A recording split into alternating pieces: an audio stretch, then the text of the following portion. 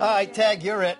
Your turn. You're not going to check out for this. No, you're in a very important part of the dish. I'm going to do exactly what you do when I'm doing weather. I'm going to sit back. On my BlackBerry? I'm going to see what's going on out there. Don't take that from me. Important calls could come at any Seriously. time. Here's the deal. You all know how much I love my TV and love my movies. You do. I am a fanatic, and I'm always trendy, you know that, on the edge of the latest in TV and movies. And now you finally know where I get it from. My dad. Yeah? The guy is 78 years old. Good for him. He's a Korean War vet, an old school Italian, and look, Gilmore Girls. That's the only thing Pops wanted for Christmas was season 7 of the Gilmore Girls.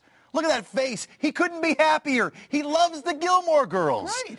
Is that the only thing you got him? That's all I got him. It was $50 at Target. For his birthday, he's asking for tickets to Lady Gaga.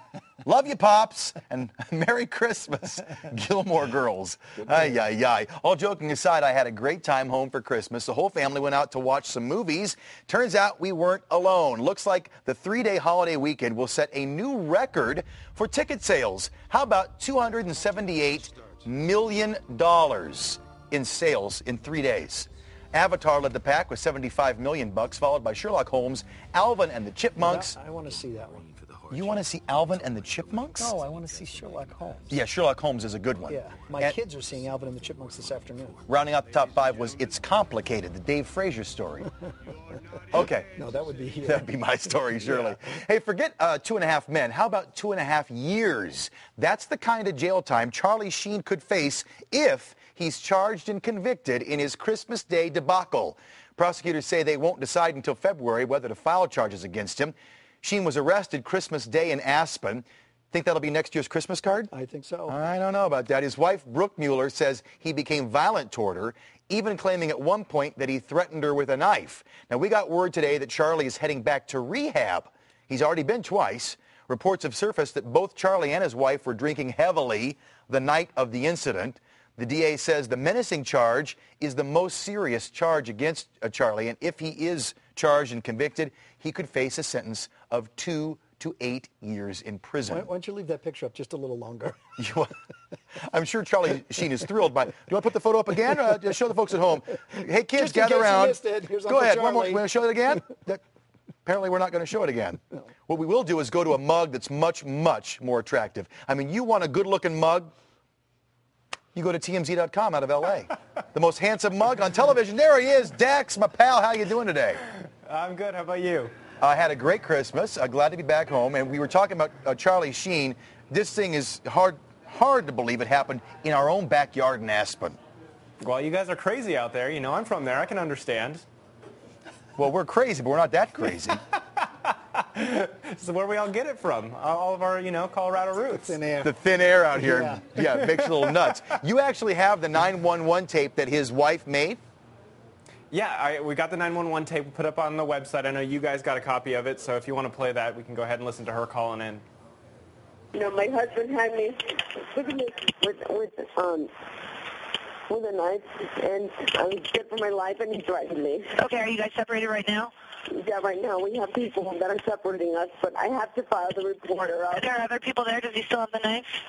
Yeah, he still does, but there's other people here. All right, so hey, Dax, what's the deal? Because we heard she's backed away from the story of the knife. Did he have a knife or not?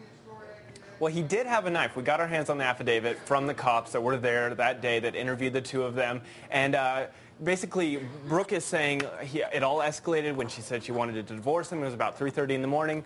They had been drinking because that phone call she made, she was legally drunk at that point. She had a .13 blood alcohol level. But she's saying that he jumped on top of her on the bed, grabbed her neck, was strangling her, had a knife up to her throat and said, "I'm going to kill you if you tell anyone." And that's when she said, "Oh, never mind, just forget I ever said anything." Well, his story is going, "No, that's not what happened. I never pulled a knife on her. Yes, I have one that I travel with.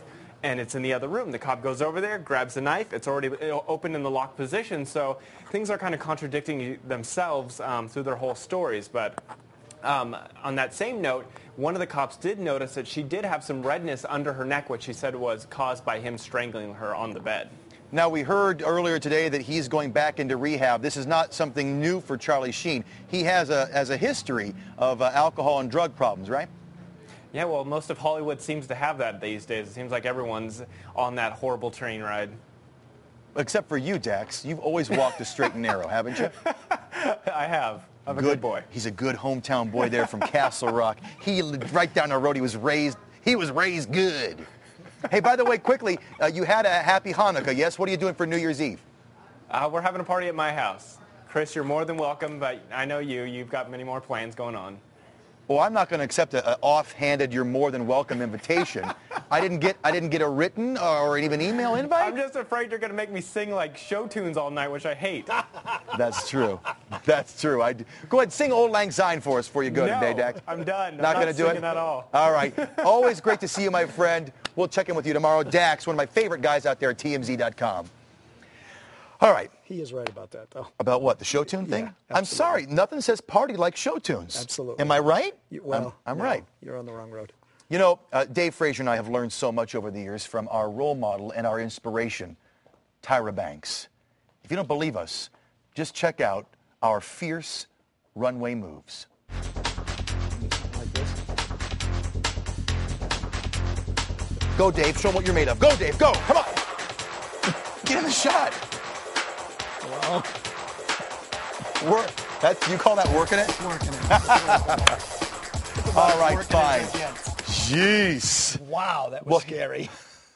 That's called working the runway. And you can understand then why we were so upset, why we both shed a silent tear this afternoon when we heard Tyra Banks is ending the Tyra Banks Show. Can you believe it? The talk show host tells People magazine she's pulling the plug on her Emmy award-winning show after its 5th season. The star will instead focus on the launch of Bankable Studios. That's her New York-based production company.